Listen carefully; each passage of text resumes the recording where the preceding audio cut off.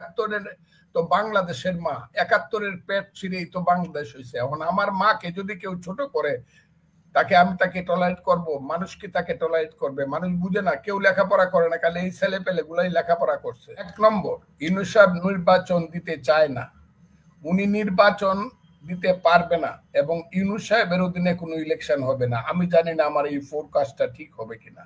Media যে 15 বছর খারাপ কাজ করছে, ওই খারাপ কাজটাকে কাভার করার জন্য এখন আবার এইসব করতেছে, এদেরকে আবার কাভারেজ দিচ্ছে। এই ব্যাকরণের ব্যাখ্যা আমি দিব না, এটা যে যেভাবে ইচ্ছা বললে বলতে পারে। এই ব্যাকরণের ব্যাখ্যা আমার দেওয়ার কথা, এটা ঐতিহাসিক যারা আছে 100, 150, 200 বছর পরে দিব ব্যাখ্যা। এই ব্যাখ্যা আমার দেওয়ার দরকার নাই। এইগুলো হলো ছোট ছোট ফাইট করা নিজেদের মধ্যে। আর এখন যে 24-এর সাথে যেভাবে ৭১-কে মুখোমুখি দাঁড় করানোর চেষ্টা করা হচ্ছে, এই দাঁড় করানোটাকে আপনি কিভাবে দেখছেন? মানে 24-৭১ কি মিলানো যায় কিনা, নাকি আলাদা কিছু? কারণ তখন কে বলে এটাকে 24 এনসিপির আহ্বায়ক উনি বলেছেন যে বিএনপি বলছে যে 24 আর ৭১ এক সমান সমান বলছে বিএনপি। না, বিএনপি বলে নাই। বিএনপি বলছে যে ৭১-এর সাথে কোনোভাবে মেলানো যাবে না। কিন্তু কে বলছে? এটা এনসিপির আহ্বায়ক নাহিদ ইসলাম বলেছে যে ৭১ এখন আলাদা। একটা কয়দিন আগে জন্ম নিছে, ও তো মার দুধ খাওয়াই ছাড়ছে না এখনো বিছনায় শুয়ে থাকে। ওর সাথে আমি কি কথা কমু? ওর সাথে কি কথা কমু? আমি কালকেও বলছি, ওর চেহারাটা দেখতে আমার ছেলের মতো দেখা যায়, মায়াও লাগে। ওই যে মায়ের পিঠ খায়, ওই যে গিয়া যখন ওই যে ছেলেটা মায়ের খাইছে আব্দুল হান্নান মাসুদ, হ্যাঁ খারাপ লাগছে। আমার ছেলে মায়ের খাইলে যে খারাপ লাগতো, এই খারাপটাই আমার লাগছে। এরা যে এখন রঙ্গ ডঙ্গ করে হাঁটে, কয়েকদিন পরে এরা পুলিশ ছাড়া বাড়িতে যেতে পারবে না। তো দিলাম, আপনি মনে রাখেন, আপনি আমার চেয়ে বয়সে ছোট। এখন বলা হচ্ছে যে বিএনপি মাইক দিচ্ছে। বিএনপি ওইখানকার বিএনপি মাইক দিচ্ছে আমি জানি না, কিন্তু এই ধরনের কথাবার্তা বললে পরে মানুষ কিছুতেই টলারেট করবে না যে ৭১ আর ২৪ সমান সমান, বাঘ আর বিড়াল সমান। এটা যদি কেউ বলে তাকে কেন টলারেট করবে মানুষ? ৭১-কে ছোট করলে তো মাকে ছোট করা হয়, কারণ ৭১-এর তো বাংলাদেশের মা, ৭১-এর পেট ছিঁড়েই তো বাংলাদেশ হয়েছে। এখন আমার মাকে যদি কেউ ছোট করে তাকে টলারেট করব? মানুষ কি তাকে টলারেট করবে? মানুষ বুঝে না, কেউ লেখাপড়া করে না, খালি এই ছেলে পেলে গুলাই লেখাপড়া করছে। এরা কি লেখাপড়া করছে? এদের তো উচিত হলো স্কুল কলেজ বিশ্ববিদ্যালয়ে যাওয়া, লেখাপড়া কাজ করে খাওয়া। এরা তো চাকরি চাইছিল, এখন সবাই মন্ত্রী হয়েছে। যাও, আমি বলতে চাই এই ছেলেদের সম্পর্কে আমাকে আর বলায়েন না, তো আমার ছেলের চেয়েও ছোট, এদেরকে দিয়ে আর বলায়েন না। এদেরকে, এরা কেউ না বাংলাদেশের। এরা যদি 5% ভোট পায় আমি খুব খুশি হব, খুব খুশি হব। এরা যদি 5% ভোট পায় বাংলাদেশে, খুব খুশি হব। এরা তা পাবে না, তা পাবে না। আমি বললাম, আমি চাই এরা 300 সিটের নমিনি দিতে পারবে না, কেউ না। এরা দে আর নোবডি। এরা তো হইলো ইউনূস সাহেবের সরকারের, এরা এখন পুতুল, তার শক্তিতে এরা নাচে। এইসব ছেলে পেলেকে সামনে আয় না। ডক্টর ইউনূস স্মার্ট প্লেয়ার, এখন মনে হচ্ছে পলিটিক্সে খুব স্মার্ট প্লেয়ার, কিন্তু আমি যা ভাবছিলাম খুব মহান মানুষ, 10 জন প্রধানমন্ত্রী তৃতীয় বিশ্বের যোগ করলেও তার সমান হবে না।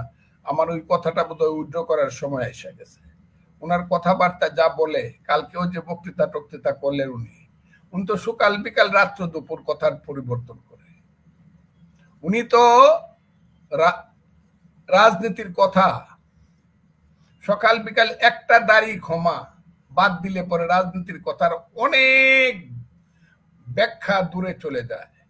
যেমন শেখ মুজিবুর রহমান যদি 6 দফার একটা দফা শুধু এহিয়া খানকে ছাড় দিত, যে দফায় লেখা ছিল যে 2টা কারেন্সি হবে, নোট 2 প্রকার হবে, পূর্ব পাকিস্তানে একরকম, পশ্চিম পাকিস্তানে একরকম, 2টা ব্যাংক হবে, আমার দেশের টাকা পশ্চিম পাকিস্তানে গেলে হিসাব থাকবে।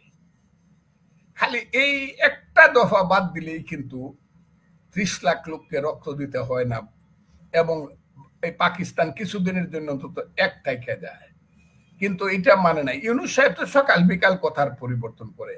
উনি আগে বলছে ডিসেম্বরে ইলেকশন দিবে, দেওয়ার পরে উনি ওনার ওই যে তার নাম কি, যে ফুলপরি, যে কি নাম, ওই ফুলপরি স্নো পাউডার মাইকে আইসা সাংবাদিক সম্মেলন আইসা করলো, তার নাম হলো রেজওয়ানা হাসান। রেজওয়ানা হাসান, ওনাকে আমি ফুলপরি বলি। উনি যখন কথা বললেন, হ্যাঁ হ্যাঁ ডিসেম্বরে ইলেকশন উনি বলছে ঠিকই, তবে এটা কোনো কারণে জুনেও চলে যেতে পারে। আমি তখনই বুঝতে পারছি যে উনি যখন কথা বলে ফেলছে, এটা ইউনূস সাহেবের কথাটা উনি বলছে, ইউনূস সাহেব কয়েকদিন পরে আসবে, বুঝছেন? সবসময় তাহলে কিন্তু জুনে কি আসলে নির্বাচন হওয়া সম্ভব কিনা? আহ, ডিসেম্বর থেকে জুন ওনারা বলছে, এর মধ্যে আমরা আবার ছাত্রদেরকেও শুনেছি, যে ছাত্র না, ওই যে উপদেষ্টা আসিফ মাহমুদ, উনিও বলছে যে আমি নিশ্চয়তা দিচ্ছি, যখন এই সেনাপ্রধান নিয়ে একটু বিতর্ক চলছিল তখন বলছে যে আমি নিশ্চয়তা দিচ্ছি যে ডিসেম্বর অথবা ফেব্রুয়ারির মধ্যে নির্বাচন হবে, আপনারা নিশ্চিত থাকেন।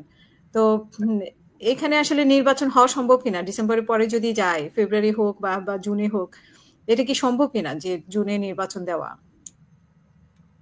না কথা ইউনূস সাহেব কোনোদিনই নির্বাচন দিবে না এবং দিতে পারবে না এবং দিতে চায় না। তিনটা কথা আমি বলছি।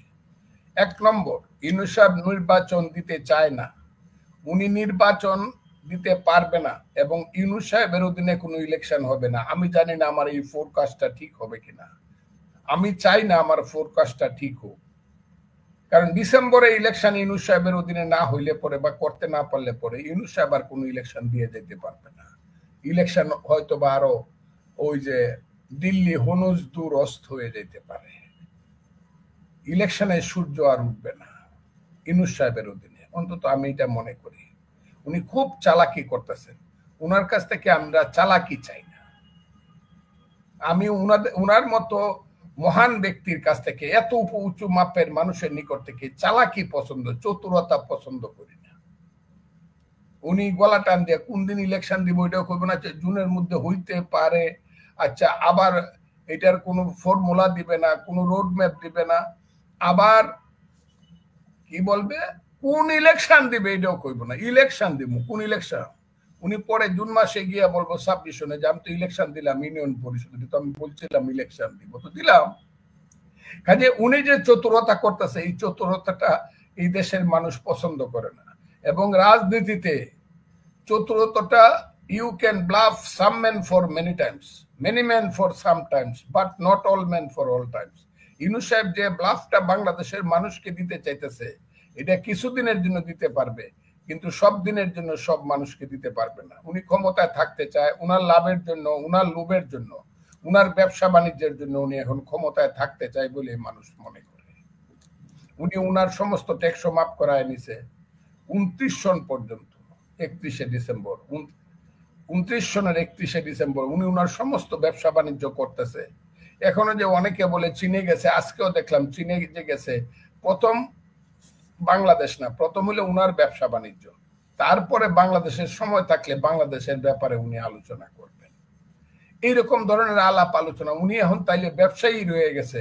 উনি বাংলাদেশের মতো একটা দরিদ্র রাষ্ট্রের যে দায়িত্ব নিছে একটা ক্রান্তিকালে, সেই জিনিসটা উনি ভুলে গেছে, যা আমরা 17 কোটি মানুষ একত্রিত হয়ে এক বাক্যে তার মতো একজন মানুষকে মহান ভেবে আমরা তার উপরে সমস্ত দায়িত্ব নির্ভয়ে নিঃসংকোচে আমরা ছেড়ে দিয়েছিলাম। সেই ইউনূস সাহেব আমাদের এই দেশের মানুষের সাথে ছলচাতুরি করবে, এটা আমরা চাই না। এবং মানুষ মনে করুক যে ইউনূস সাহেব ছলচাতুরি করে, এটা আমি চাই না, তাইলে আমার জন্য খুব কষ্টের ব্যাপার হবে। বাংলাদেশের তো বইটা উনি করছে, ওইগুলো আমরা দেখছি।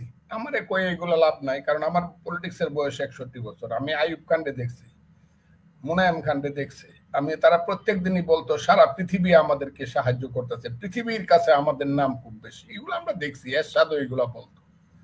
এখন উনি বলবে না, আমরা এটা মনে করি। এই সার্টিফিকেট বিদেশ থেকে যারা আনে তাদেরকে আমরা খুব বেশি যোগ্য মানুষ মনে করি না।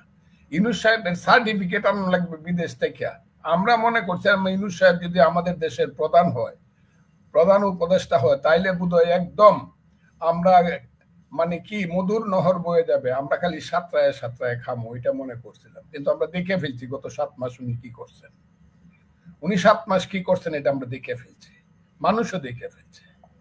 কাজে অত বড় কথা বলে লাভ নাই। উনার কাজ হলে এখন এই মুহূর্তে একটা ইলেকশন দিয়া এই দেশটারে বাপদাদার সম্পত্তি না বানায়া, তার বাপদাদার RORCS এর সম্পত্তি না বানায়া, এই নির্দিষ্ট সময়, যে সময়টা উনি কথা দিয়েছিল ডিসেম্বরের মধ্যে, আমরা তো মনে করি আগস্টের মধ্যে ইলেকশন হওয়া সম্ভব, একটা ইলেকশন দিয়া উনার জনগণের প্রতিনিধিদের হাতে ক্ষমতা হস্তান্তর করা, দায়িত্ব হস্তান্তর করা। আর ওনার যদি নিজের ক্ষমতায় থাকার ইচ্ছা হয় তাইলে ওই যে বাচ্চা ছেলে পেলেরা ওদের সাথে গিয়া দল করে দেখুক ওনারে কত মানুষে চায়।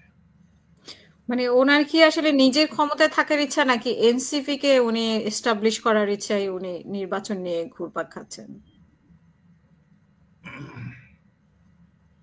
আমি একটা কথা অনেক সময় বলি, আপনার কাছে বলছি কিনা জানি না, হিন্দুদের ধর্মে একটা কথা আছে, সত্য যুগে ছিলেন হরি, ত্রেতা যুগে রাম, দ্রাপর যুগে কৃষ্ণচন্দ্র, কলিতে গৌরাঙ্গ।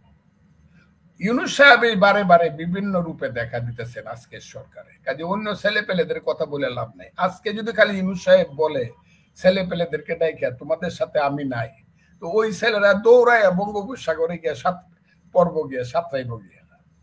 কাজে ছেলেদের দোষ আমি দিব না, ইউনূস সাহেব এখন সবকিছুর জন্য দায়ী বলে আমি মনে, দায়ী বা যদি ওনার কোনো গুণ থাকে গুণের জন্য উনি প্রাপ্য, দোষের জন্য দায়ী।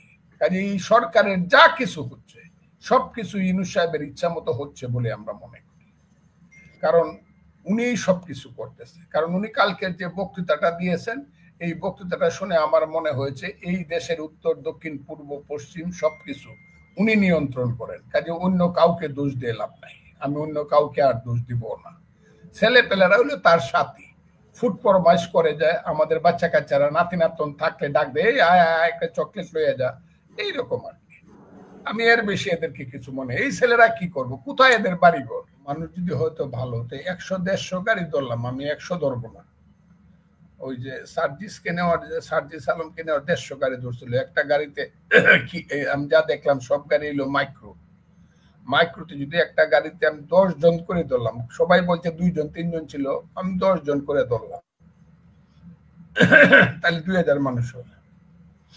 এটা তো আমরা বাড়িতে গেলে, আমি ফজলুর রহমান, কেউ বলিও না, আমি বাড়িতে গেলে ইটনা নামলেই 3000 লোক হয়, নামলেই, আমি কাউরে খবরও দিই না, নামলেই যে রমজানে যাবো 30 তারিখে এনে 5000 লোক হইব, চুপে চাপে হাইটে হাইটে আসবো, আমি খালি হাত তোলা দিব, সবাই একটা হাত তালি দিব, চলে যাইব, শেষ।